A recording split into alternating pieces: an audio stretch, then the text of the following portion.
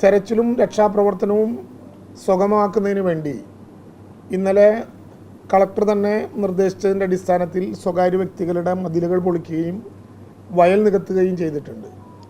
അത് പൂർവ്വസ്ഥിതിയിലാക്കി കൊടുക്കുന്നതിന് വേണ്ടി ചെലവാകുന്ന യഥാർത്ഥ തുക ജില്ലാ കളക്ടർ നൽകുന്ന പ്രപ്പോസലിൻ്റെ അടിസ്ഥാനത്തിൽ ദുരന്ത പ്രതികരണ നിധിയിൽ നിന്ന് അനുവദിക്കാം എന്ന് നിശ്ചയിച്ചിട്ടുണ്ട്.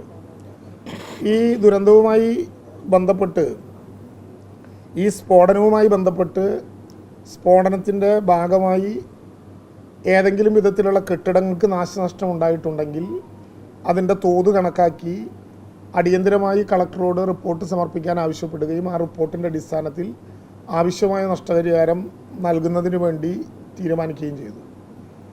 അടിയന്തരമായിട്ടുള്ള സഹായം എന്ന സ്ഥിതിയിൽ ദുരന്ത പ്രതികരണ നിധിയിൽ നിന്ന് 50 ലക്ഷം രൂപ ഇവിടെ ജില്ലാ ഭരണകൂടത്തിന് കൈമാറിയിട്ടുണ്ട്.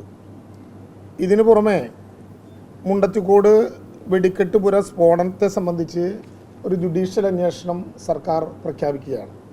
ജസ്റ്റിസ് CN രാമചന്ദ്രനായിരിക്കും ജുഡീഷ്യൽ അന്വേഷണത്തിൻ്റെ ചുമതല വഹിക്കുന്ന ജുഡീഷ്യൽ ഓഫീസർ എന്നുകൂടി നിശ്ചയിച്ചിട്ടുണ്ട്. അതോടൊപ്പം തന്നെ നമ്മുടെ ദുരന്തവുമായി ബന്ധപ്പെട്ട് ഡെഡ് ബോഡികളെ ഡിസ്പോസൽ ചെയ്യാനും സാമ്പിളുകൾ DNA സാമ്പിളുകൾ കളക്ട് ചെയ്യാനും ഉൾപ്പെടെ ഉള്ള പ്രവർത്തനങ്ങൾക്ക് വേണ്ടി ഒരു സ്റ്റാൻഡേർഡ് ഓപ്പറേഷൻ പ്രൊസീജിയർ, ഒരു SOP അടിയന്തരമായി പുറത്തിറക്കാൻ ദുരന്ത നിവാരണ അതോറിറ്റിയുടെ സ്റ്റേറ്റ് എക്സിക്യൂട്ടീവ് കമ്മിറ്റിയെ ചുമതലപ്പെടുത്താനും ക്യാബിനറ്റ് നിശ്ചയിച്ചു. ഇങ്ങനെ വളരെ പ്രധാനമായും നമ്മുടെ ഈ വെടിക്കെട്ട് പുര അപകടവുമായി ബന്ധപ്പെട്ട കാര്യങ്ങളിൽ വളരെ വേഗത്തിലുള്ള കാര്യങ്ങളാണ് ഇപ്പോൾ തീരുമാനിച്ചിട്ടുള്ളത്.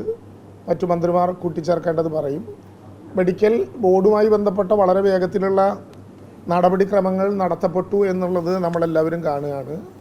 DNA ടെസ്റ്റാണ് പ്രധാനമായിട്ടും വരുന്നത്. കാരണം ചിന്നിച്ചിതറിയ ബോഡിയുടെ ഭാഗങ്ങളാണ് പലതും വന്നുകൊണ്ടിരിക്കുന്നത് എന്നുള്ളത് കൊണ്ട് ഓട്ടോപ്സി ടെസ്റ്റ് നടത്തിയാലും അതിനെ തുടർന്ന് DNA സാമ്പിളുകൾ കൂടി പരിശോധിച്ചാൽ മാത്രമേ യഥാർത്ഥ ആളെ കണ്ടുപിടിക്കാനാകൂ എന്നുള്ളത് കൊണ്ട് അതിനു വേണ്ടിയിട്ട് രാജീവ് ഗാന്ധി ഇൻസ്റ്റിറ്റ്യൂട്ടിൽ നിന്നുള്ള സംഘം ഇതിനകം തൃശ്ശൂരിൽ എത്തിച്ചേർന്നിട്ടുണ്ട്. അവരേറ്റവും പെട്ടെന്ന് ആ നടപടിക്രമങ്ങൾ പൂർത്തീകരിക്കും.